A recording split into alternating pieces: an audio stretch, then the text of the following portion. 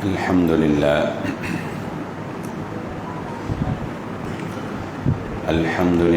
نحمده ونستعينه ونستغفره ونؤمن به ونتوكل عليه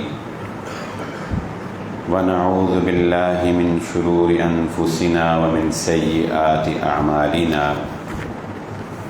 من يهده الله فلا مضل له ومن يضلل فلا هادي له وأشهد أن لا إله إلا الله وحده لا شريك له وأشهد أن محمدا عبده ورسوله اللهم صل على محمد وعلى آل محمد كما صليت على إبراهيم وعلى آل إبراهيم إنك حميد مجيد اللهم بارك على محمد وعلى آل محمد كما باركت على إبراهيم وعلى آل إبراهيم إنك حميد مجيد رب اشرح لي صدري ويسر لي أمري واحلل عقدة من لساني يفقه قولي سبحانك لا علم لنا إلا ما علمتنا إنك أنت العليم الحكيم أما بعد فإن خير الحديث كتاب الله وخير الهدي هدي محمد صلى الله عليه وسلم وشر الأمور محدثاتها وكل محدثة بدعة وكل بدعة ضلالة وكل ضلالة في النار فأعوذ بالله من الشيطان الرجيم بسم الله الرحمن الرحيم قال الله تعالى في القرآن المجيد وما خلقت الجن والإنس إلا ليعبدون قابل صد احترام حاضرین مجلس، محترم مکرم سامعین کرام، ہر قسم کی تعریفات اس خالق مالک ارض و سماوات کے لیے اور لاکھوں کروڑوں درود و سلام آپ محمد مصطفیٰ صلی اللہ علیہ وآلہ وسلم کی ذات اقدس پر۔ موضوعات تو بہت سے ذہن میں گردش کرتے رہے، لیکن حالات کی مناسبت سے، بلکہ یوں کہنا چاہیے کہ اپنے معاشرے کی حالت زار کو دیکھتے ہوئے اسی موضوع پر گفتگو کرنے کو مناسب سمجھا میں نے کہ ہم ثواب کی کمی کے شکار نہیں ہیں۔ میں نے غور کیا تو مجھے یہ نظر آیا کہ ثواب کے تو مواقع اللہ رب العزت نے اتنے زیادہ فراہم کیے ہیں کہ قدم قدم پر، لمحے لمحے پر ثواب ملتا ہے۔ آپ دیکھیے قرآن مجید کا ایک حرف پڑھنے پر آپ کو 10 نیکیوں کا ثواب، ایک نیکی کرتے ہیں ضرب 10 سے کھا کر 10 گنا ثواب، ایک کھجور بھی اللہ کے راستے میں صدقہ کر دیں وہ بڑھاتے بڑھاتے 700 گنا تک ثواب، 3 مرتبہ قل هو اللہ احد پڑھ لیں پورے قرآن مجید کو پڑھنے کا ثواب۔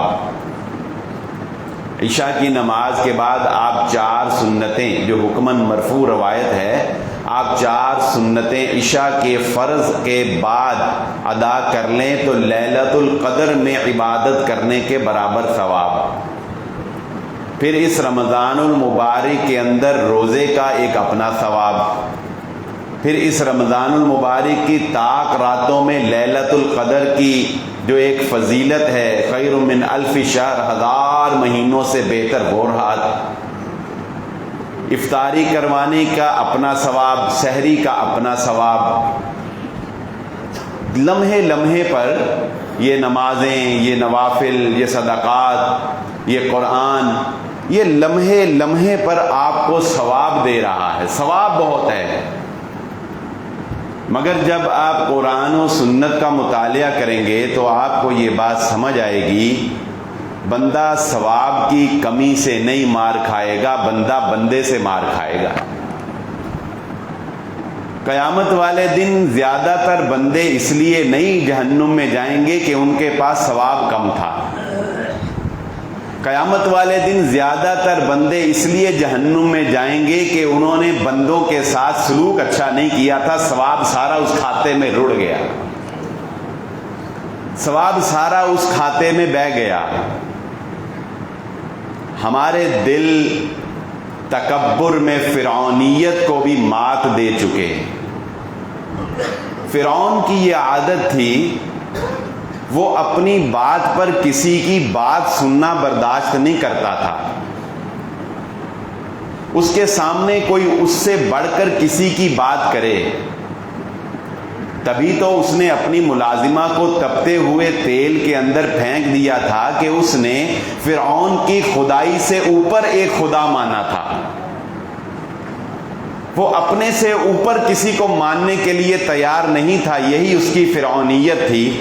آج ہمارے اندر بھی تکبر کا یہ عالم ہے کہ فرعونیت ہمارے دلوں میں در آئی، ہم اپنے سے اوپر کسی کو ماننے کے لیے تیار نہیں ہیں. بخل اور مال کی دولت میں ہم قارون سے کچھ پیچھے نہیں رہ گئے. وہ بھی یہی کہتا تھا کہ میں اللہ کے راستے میں ان غرباء اور ان مساکین کو کیوں دوں، جبکہ میں نے دولت اپنی ذہانت اور اپنی علم اور اپنی قابلیت کی بنیاد پر کمائی. آج ہماری بھی جان نکلتی ہے اللہ کے دیے مال میں سے اللہ کے بندوں پر خرچ کرتے ہوئے. ہمارے ہی سامنے ہمارا رشتہ دار تڑپتا ہے، ہمارے ہی سامنے انسانیت بے حال ہوتی ہے، مگر ہمیں ترس نہیں آتا، ہماری آنکھوں سے آنسو نہیں بہتا، ہماری تجوریوں کے منہ نہیں کھلتے. ہم بخل میں شاید کہ قارون کو پیچھے چھوڑ چکے. اور اگر بات کریں ہم دنیا کی خواہشات کی، تو شداد نے جو جنت بنائی ہوگی، میرا خیال ہے کہ وہ آج کی ایک لگژری ویلے سے بہت سستی اور بہت کم تر سہولیات والی ہوگی. خواہشات میں شداد تو کچھ بھی نہیں ہوگا جو خواہشات آج ہم اپنے اندر پالتے ہیں. ایک پراپرٹی ڈیلر نے، جانتے ہیں، مجھ سے ایک فتویٰ، یا بلکہ مجھ سے کیا، اکثر علماء سے پراپرٹی ڈیلرز والے پتہ کیا فتویٰ پوچھتے ہیں؟ وہ پراپرٹی ڈیلر جو مکان بنا کر سیل کرتے ہیں، وہ پتہ کیا کہتے ہیں؟ وہ کہتے ہیں جی کیا ہمارے لیے بڑے گھروں میں منی سینما بنانے کی اجازت ہے؟ جب ہم نے انہیں کہا کہ یہ کیسے اجازت ہو سکتی ہے، تو وہ کہتے ہیں جی اس کے بغیر لگژری گھر سیل نہیں ہوتا. یہ تو خیر شیطانی سوچ ہے کہ اس کے بغیر رزق نہیں ملے گا، لیکن ذرا اپنی خواہشات کا پیمانہ تو تولیں. آپ کو گھروں کی بیسمنٹ میں منی سینمے چاہیے، آپ کو گھروں کی بیک پر سوئمنگ پول چاہیے، آپ کو واش روم کے اندر بھی ایئر کنڈیشن چاہیے. آپ کو کیا چاہیے؟ اس دنیا کو جنت بنانا چاہتے ہو تو یہ دنیا کبھی کسی کے لیے جنت نہیں بن سکی. ثواب بہت ہے، انسان خواہشات کے ہاتھوں مارا جائے گا.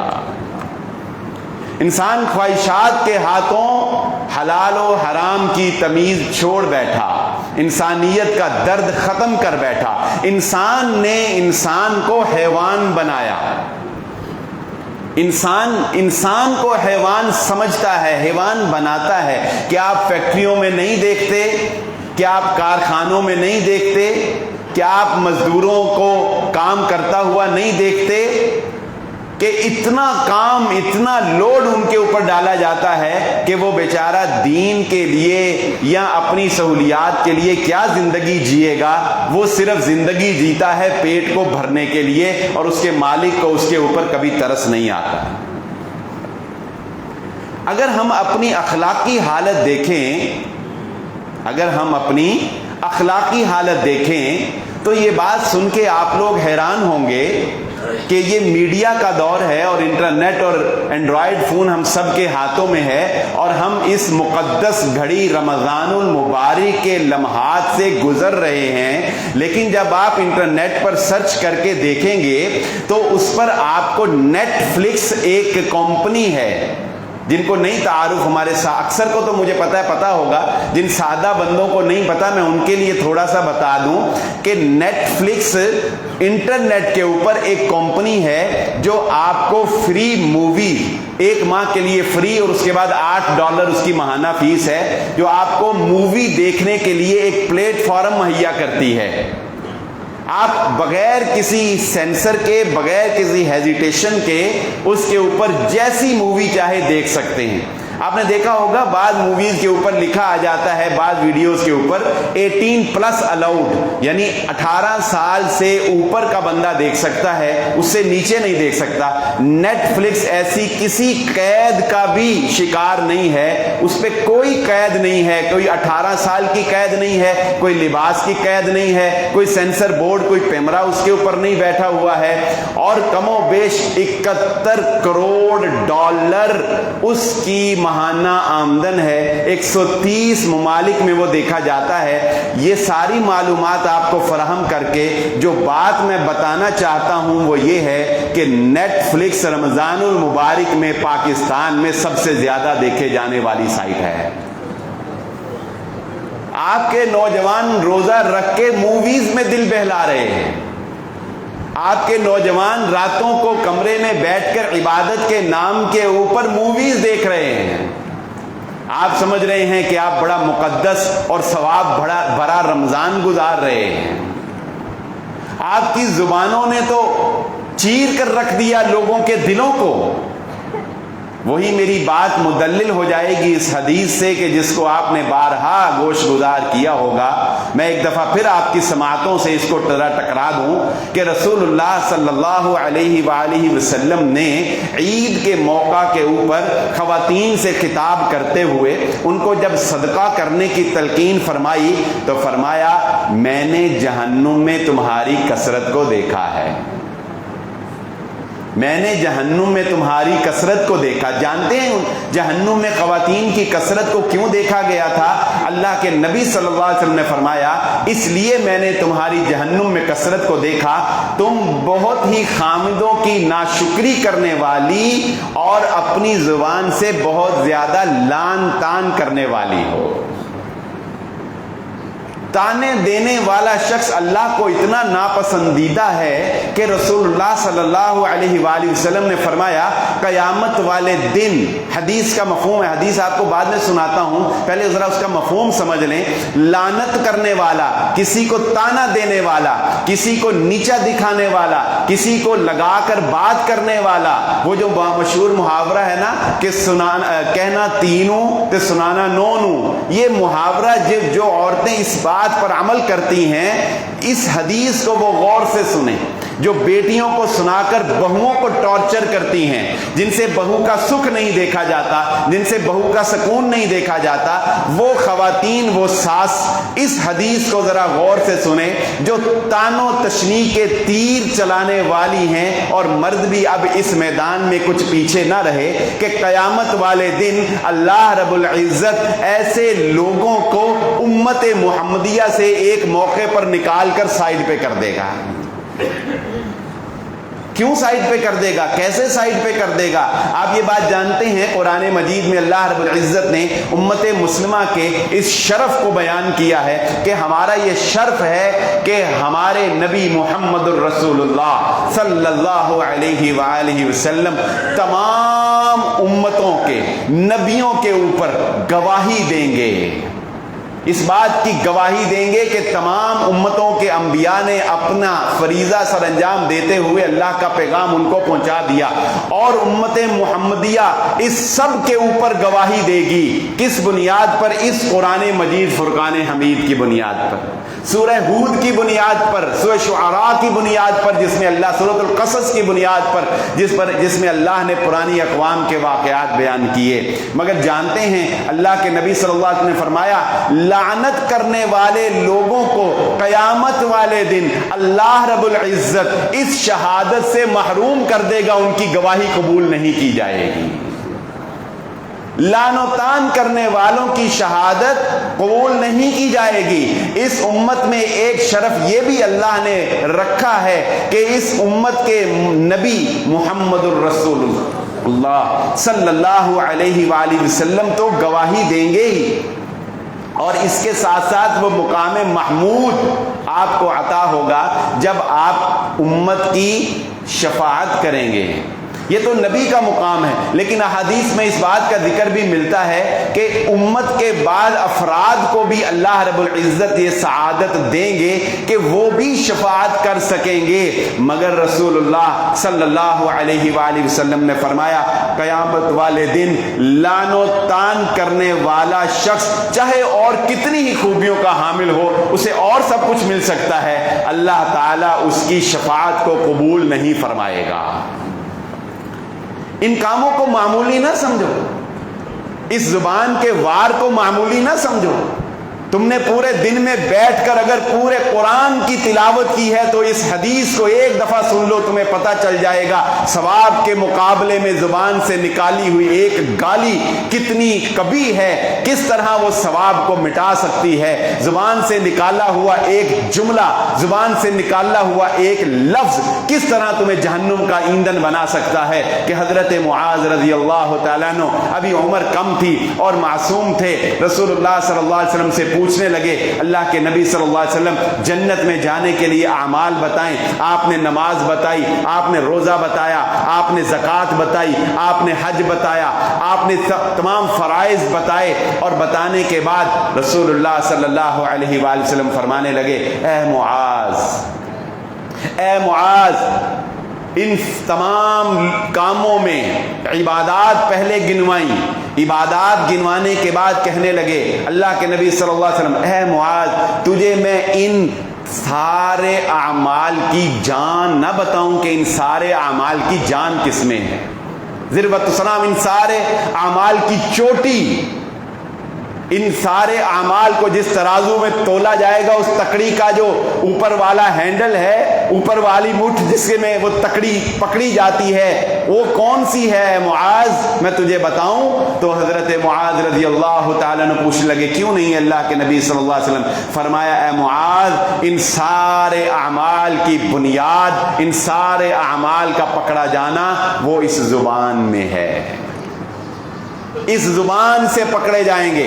حضرت معاذ رضی اللہ تعالیٰ نے جو معصوم تھے، ان کا خیال تھا نماز روزہ جو نہیں پڑھتا شاید وہی جہنم میں جائے گا، جو کوئی زنا کر لیا، شراب پی لی، جس نے ڈکیتی کر لی، چوری کر لی، وہ وہی جائے گا۔ نہیں، وہ تو اللہ کے معاملات تو اللہ معاف کر دے گا، بندے کے معاملے اللہ کے نبی صلی اللہ علیہ وآلہ وسلم فرمانے لگے، اے معاذ، اکثر لوگ جو جہنم میں ماتھے کے بل پھینکے جائیں گے وہ اس زبان کی وجہ سے پھینکے جائیں گے۔ اکثر لوگ جو جہنم میں مارے جائیں گے، پھینکے جائیں گے، اس زبان کی وجہ سے پھینکے جائیں گے۔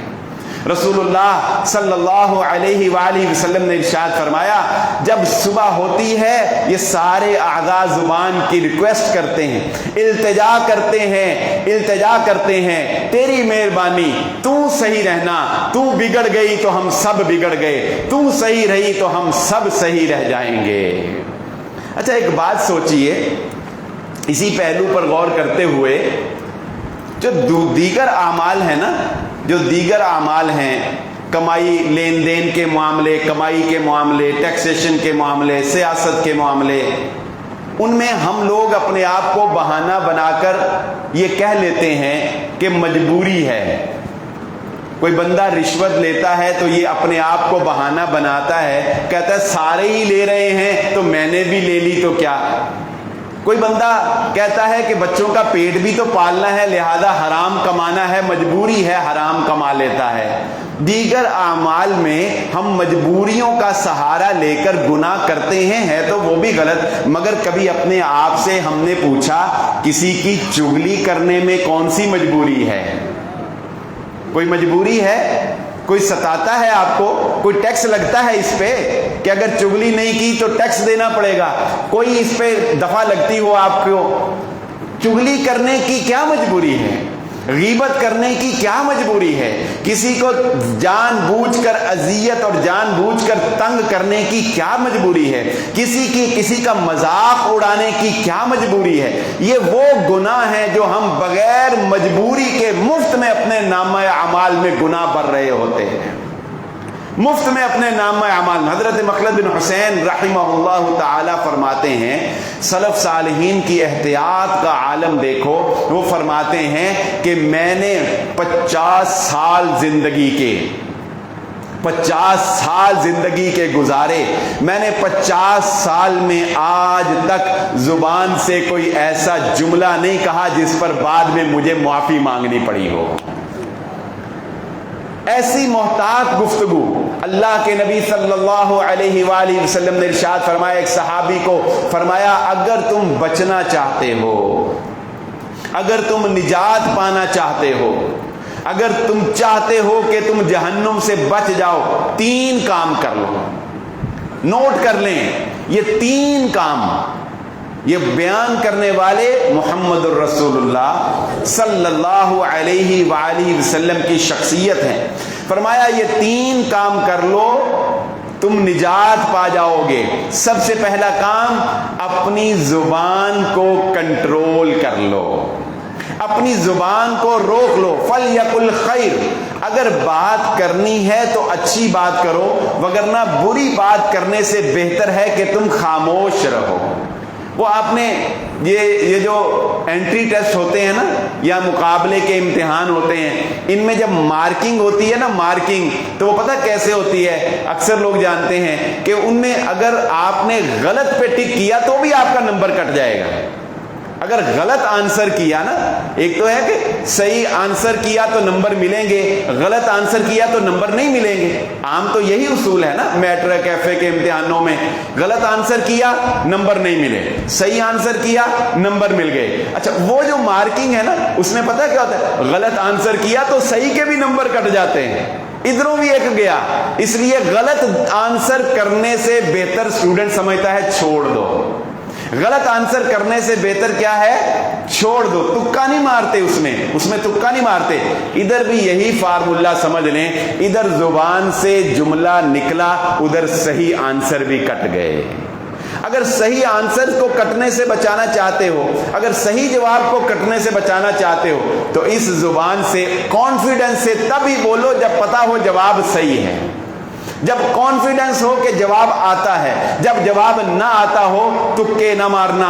اگر زبان سے غلط جملہ نکلا، یہ تمہارے صحیح آنسر کو بھی غلط کر دے گا۔ رسول اللہ صلی اللہ علیہ وسلم نے فرمایا 3 کام۔ پہلا کام زبان کی حفاظت، نمبر 2 بلا وجہ اپنے گھر سے نہ نکلنا۔ سنیں وہ خواتین جو رمضان المبارک میں بھی بازاروں کے اندر رونقیں بحال کرنے میں مصروف ہیں، وہ غور سے سنیں، نجات کس میں ہے؟ آپ نے فرمایا بلا ضرورت، بلا وجہ، خام خواہ آوارہ گردی جسے ہم کہتے ہیں، یہ آوارہ گردی کا شوق، یہ سڑکوں کے اوپر بغیر وجہ کے پیٹرولنگ کرنے کا شوق، بغیر کسی مقصد کے جا کر لمبی لمبی محفلوں کے اندر رات گزارنے کا شوق، یہ تمہیں قیامت والے دن حسرت کا باعث بنا دے گا۔ تم کہو گے کاش کہ میں نے وہ وقت، اور کچھ نہیں کر سکتے، اللہ کے نبی کی حدیث پہ عمل کرتے ہوئے گھر میں ہی بیٹھ جاؤ۔ نیکی نہیں کر سکتے، گناہ تو نہ کرو، گھر میں بیٹھ جاؤ۔ دوسرا کام گھر میں بیٹھ جاؤ۔ اور تیسرا کام، یہ تیسرا کام میں اللہ سے دعا کرتا ہوں اللہ ہم سب کو اس کام پر عمل کرنے کی توفیق عطا فرمائے۔ اور یہ تیسرا کام میں سب سے اہم سمجھا ہوں کہ چلو اگر یہ تیسری عادت ہی ہمارے اندر آ جائے تو شاید یہ ہمارے گناہوں کو دھو ڈالے، اور وہ تیسری عادت یہ ہے، فرمایا اپنے گناہوں کے اوپر رویا کرو، اپنے گناہوں کے اوپر رویا کرو۔ اللہ رب العزت نے مجھے اور آپ کو، یہ رمضان کا مہینہ ہے، رحمت کی بات کوئی نہ کوئی زبان سے نکل ہی جاتی ہے، اللہ تعالیٰ نے مجھے اور آپ کو جانتے ہیں ایک نعمت ایسی عطا کی ہے جو کبھی ختم نہیں ہوتی۔ مومن آدمی کی یہ نعمت جو اللہ نے مومن آدمی کو دی ہے، یہ کبھی ختم نہیں ہوتی۔ یہ پتہ کیا نعمت ہے؟ یہ امید کی نعمت ہے، یہ امید کی نعمت ہے۔ اے میرے بندو، لا تقنطوا من رحمت اللہ، لا تقنطوا من رحمت اللہ۔ اس کو میں ایک مثال سے سمجھاتا ہوں، اپنے یہ دل کی کیفیت کا نام ہے۔ میرے آپ کے دل اس کو محسوس کریں گے جو میں مثال دینے لگا ہوں کہ امید کبھی نہیں ٹوٹتی۔ آپ نہ کوئی زندگی میں ہر انسان کے ساتھ کبھی نہ کبھی یا اس کے عزیز و اقارب میں یہ موقع پیش آتا ہے کہ آپ کا کوئی پیشنٹ ڈاکٹرز کے ہاں وہ ایڈمٹ ہے کسی ہاسپٹل میں، علاج معالجہ چل رہا ہے، اور بلا آخر ڈاکٹرز نے جواب دے دیا، ڈاکٹر نے جواب دے دیا۔ جانتے ہیں ڈاکٹر اگرچہ جواب دے بھی دیں، دل اندر سے کہہ رہا ہوتا ہے ابھی بھی کوئی معجزہ ہوگا اور یہ بچ جائے گا۔ اندر قبول نہیں کرتا اس وقت تک جب تک سانسیں رک نہ جائیں۔ یہ امید کی جو نعمت اللہ نے دی ہے نا، بس یہ یاد رکھ لو، گناہ جتنے بھی ہو جائیں اشک بہاتے رہو، امید لگائے رکھو، اللہ ضرور معاف کر دے گا۔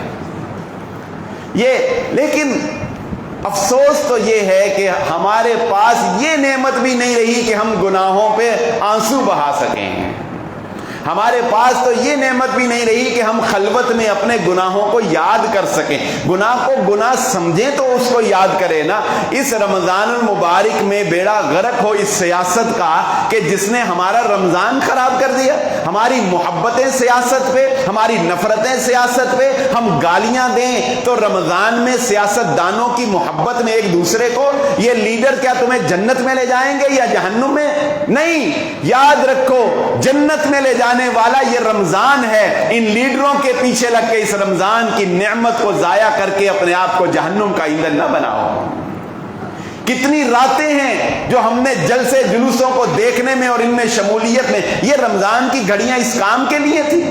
میں یہ نہیں کہتا کہ سیاست سے شغف نہ رکھو یا یہ پاکستان کی سیاست ہے، ظاہر ہے ہم اس کا حصہ ہیں، ہم نے اس میں رہنا ہے، لیکن اس کو کچھ لیول میں رکھو، اس کو کوئی معیار تو رکھو، کچھ تقدس احترام رمضان المبارک کا تو رکھو، وگرنہ یاد رکھنا اس لیڈر کی خاطر لڑنے والوں، رسول اللہ صلی اللہ علیہ وآلہ وسلم نے فرمایا جو بندہ دن کو روزہ رکھتا ہے، بھوک برداشت کرتا ہے، پیاس برداشت کرتا ہے، اور لم یدع قول الزور، زبان سے گالی دینا نہیں روکتا، زبان سے برا بھلا کہنا نہیں روکتا، زبان سے تانے دینا نہیں روکتا، یہ میمیں بنانا نہیں چھوڑتا، یہ روسٹنگ کرنا نہیں چھوڑتا، دیکھتے نہیں آپ کیسی اخلاقی زوال آ گیا ہمارے اوپر۔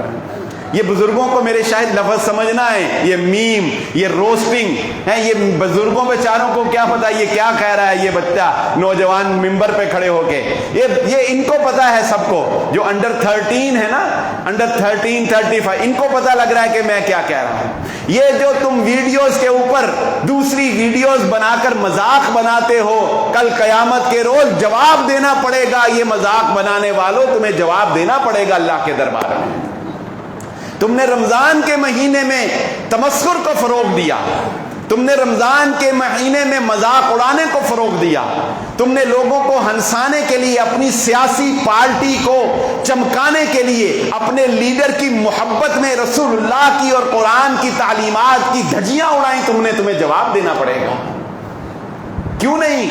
رسول اللہ صلی اللہ علیہ وآلہ وسلم نے ارشاد فرمایا، اللہ کے نبی صلی اللہ علیہ وسلم نے فرمایا، جو شخص کسی مسلمان کو ہنسانے کے لیے، کتنا اچھا کام ہے کسی کو ہنسانا، کسی کو خوش کرنا کتنا اچھا کام ہے، کسی کو ہنسانے کے لیے جو بندہ جھوٹ بولتا ہے، کل قیامت کے دن اس کا یہ جھوٹ ہی اس کو مروا ڈالے گا۔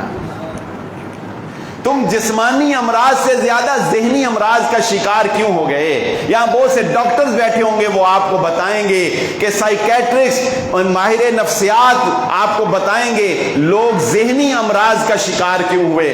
لوگ ذہنی امراض کا شکار اس زبان کی وجہ سے ہوئے، لوگ ذہنی امراض کا شکار ان خواہشات کی وجہ سے ہوئے، لوگ ذہنی امراض کا شکار ان پارٹی بازی کی وجہ سے ہوئے، ان خواہشات اور ناشکری کی وجہ سے جو اخلاقی گراوٹ ہمارے اندر در آئی ہے، اس کی وجہ سے ہم ذہنی امراض کا شکار ہو گئے اور بیڑا غرق کر دیا اس امت کا، اس امت کے نوجوانوں کا، کہ اب آپ کو ایک نیا فتنہ نظر آئے گا، اور وہ یہ کہ چلتے پھرتے کوئی آپ کی پگڑی اچھال دے، دور ایک کیمرہ لگا دے، یہ عنقریب آپ اس پر قتل و غارت ہوتا دیکھیں گے۔ اللہ نہ کرے کہ ایسا ہو، خاکم بدہن کے ایسا نہ ہو، خدا نہ خواستہ ایسا نہ ہو، اللہ ہم سب کی حفاظت فرمائے۔ لیکن آپ دیکھیں تو صحیح میڈیا کے اوپر جا کے، آپ لاہور، کراچی، اسلام آباد سڑکوں پر شریف آدمی چل کر تو دیکھے، وہ دور ایک کیمرہ لگائے گا اور وہ کبھی آپ کے اوپر پانی پھینک دے گا، کبھی وہ آپ کے اوپر چادر پھینک دے گا، کبھی وہ ڈنڈا لے کے آپ کے پیچھے بھاگ لے گا، اور جب آپ اس کو پکڑیں گے تو وہ ہنس کر کہہ دے گا کہ میں آپ سے پرانک کر رہا تھا، وہ دیکھو کیمرہ، اس میں ہاتھ ہلا دو، یہ مذاق کر رہا تھا میں۔ یہ عزتیں تار تار ہو جائیں گی تمہاری، داڑھیوں والوں کی عزتیں نہیں رہیں گی، بزرگوں کی شان نہیں رہے گی۔ وہ کبھی موقع تھا جب بزرگ گلی میں نکلا کرتے تھے، لوگ سگریٹ بجھا دیا کرتے تھے اور خواتین چہرے ڈھانپ لیا کرتی تھیں، بچے مسجدوں کی طرف دوڑ جایا کرتے تھے۔ یہ تقدس تمہارے پرانگ ختم کر دیں، اور اس کے اوپر، عزتوں کے اوپر ڈاکے ڈالے جانے لگیں گے، اور تم ہنس کے کہہ دو گے کہ میں نے پرانک کیا تھا کسی کی عزت تار تار کر کے۔ یہ دنیا میں تو شاید تمہارا یہ دعویٰ چل سکے کہ تم نے کیمرہ لگا کے پرانک کیا تھا، مگر قیامت والے دن یہ نہیں چل سکے گا۔ قیامت والے دن یہ گناہوں کے اندر ہی شمار کیا جائے گا، کیونکہ کسی مسلمان کے لیے یہ جائز نہیں ہے۔ رسول اللہ صلی اللہ علیہ وآلہ وسلم نے ارشاد فرمایا، مومن کبھی بھی کسی دوسرے مومن کی عزت کو تار تار نہیں کرتا، مومن کسی کی عزت پر حملہ نہیں کرتا، مومن فحش گوئی نہیں کرتا، مومن لعنت کرنے والا نہیں ہوتا، مومن کسی کی تذلیل کرنے والا نہیں ہوتا۔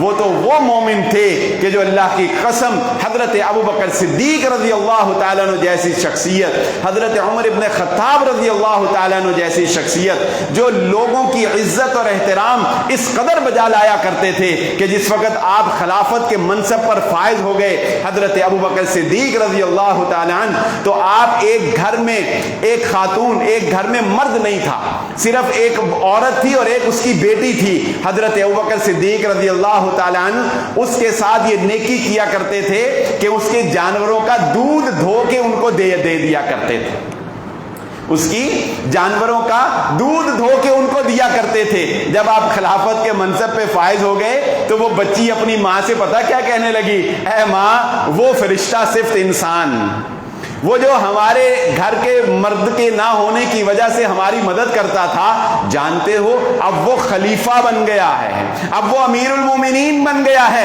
اب وہ ہمارا دودھ دھونے کے لیے، ہمارے جانور کا دودھ دھونے کے لیے نہیں آئے گا، ہمیں کوئی انتظام کرنا چاہیے۔ مگر قربان جائیں اس خلیفہ پر، وہ خلیفہ بن کے بھی اگلے دن گھر پہ دستک دے رہا تھا، میں تمہارا دودھ دھو دیتا ہوں۔ یہ اخلاق ان لوگوں کا کہ وہ صحابہ اکرام، آج ہم دوسروں کے ہاتھوں سے نوالے چھیننے والے، ایک صحابی کی بازار کے اندر دکان اور اس کے مد مقابل ایک یہودی کی دکان، یہ بازار میں ایک صحابی کی دکان، ایک یہودی کی دکان، عصر کا وقت ہو رہا ہے، عصر کا وقت، سورج ڈھل رہا ہے، سورج غروب ہو رہا ہے، ایک گاہک آیا، مسلمان کی دکان پہ آیا، مسلمان نے اس کو کہا ایک کام کرو، وہ سامنے دکاندار ہے، اس کی دکان سے جا کے سودا خریدو، اس کی دکان سے جا کے سودا خریدو۔ اس نے پوچھا کیوں؟ اس نے کہا بس میں تمہیں کہہ رہا ہوں ادھر سے جا کے خریدو۔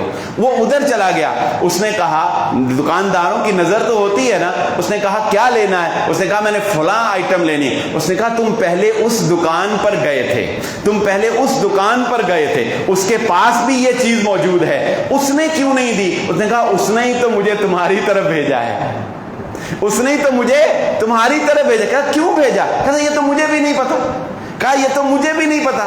اس نے کہا اچھا میں تمہیں ایک شرط پہ دوں گا, پہلے اس سے پوچھ کے آؤ اس نے تمہیں میرے پاس کیوں بھیجا ہے, اس نے تمہیں میرے پاس کیوں بھیجا.